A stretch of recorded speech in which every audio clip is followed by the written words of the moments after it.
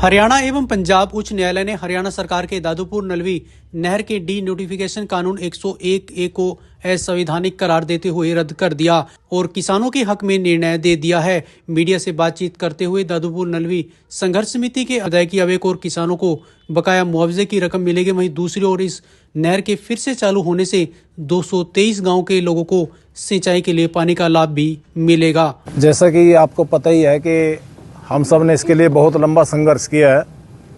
हमने 1.5 साल धरना भी चलाया, 80 किलोमीटर की पदयात्रा भी की, इसके लिए सरकार से भी बातचीत जारी रखी। लेकिन सरकार में कुछ ऐसे सलाहकार थे जो गलत सलाह देते रहे, सरकार को मिसगाइड करते रहे कि इस नहर को बंद कर दिया जाए। ये किसानों का मुआवजा जो बहुत ज़्यादा है, वो किसानों को मुआवजे को देखते रहे, जो इससे नहर से लाभ होने थे उसको उन्होंने दरकिनार कर दिया। जैसे वाटर रिचार्ज होना था, सिंचाई होनी थी, तो वो और जो नहर के ऊपर पैसा लग चुका था ऑलरेडी पहली, वो भी मिट्टी में मिला दिया एक किस्म का।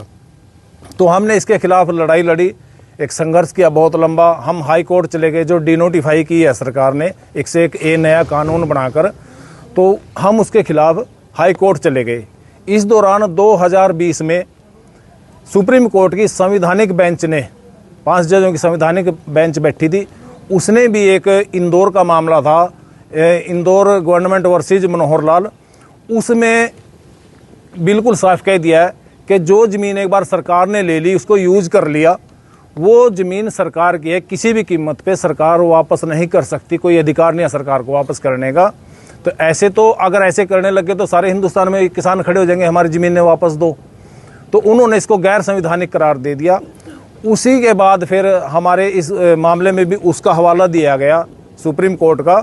डबल बेंच बैठी हाई कोर्ट की, गुरमीत सिंह संधवालिया जी और हरप्रीत कौर जीवन जी, उन्होंने लगातार 1 महीने तक सुनवाई की और बड़ी लंबी बहस हुई। सरकारी वकीलों ने भी, हमारे वकीलों ने भी अपनी बात रखी, लेकिन अंत में उन्होंने एक डिसीजन दिया कि जो 101A कानून है ये गैर संवैधानिक है और ये जो डिनोटिफाई किया आपने, ये भी गैर संवैधानिक है।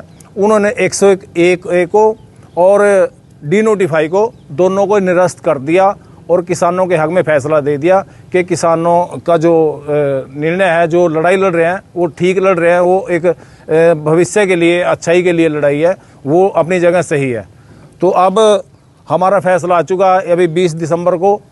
तो अब हम सरकार से निवेदन करते हैं, आप लोगों के माध्यम से, प्रेस के माध्यम से निवेदन करते हैं कि सरकार से जो किसानों का मुआवजा रुका हुआ है उसको दे और इस नहर को शुरू करे, ताकि जो इससे लाभ होना था, जो लोग इतने दिन लाभ से वंचित रह गए 2018 से 24 तक, वो लाभ भी क्षेत्र को मिले, वाटर रिचार्ज हो, सिंचाई के लिए पानी यूज हो और किसानों को उनका मुआवजा दिया जाए। Bureau report, Navdesh times.